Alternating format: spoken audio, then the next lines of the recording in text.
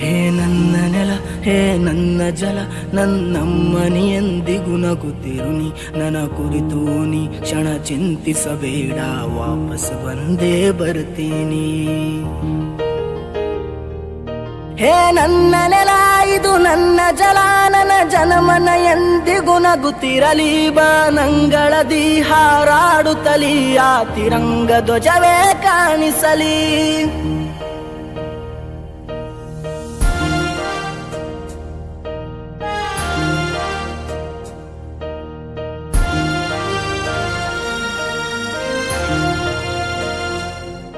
ಈ ಮಣ್ಣಲ್ಲೇ ಮರಳಿದರು, ಈ ದೇಹಾದು ಅಳಿಸಿದರು, ಈ ನೆಲಕ್ಕೆ ಏನನ್ನೂ ಅನದಿರು.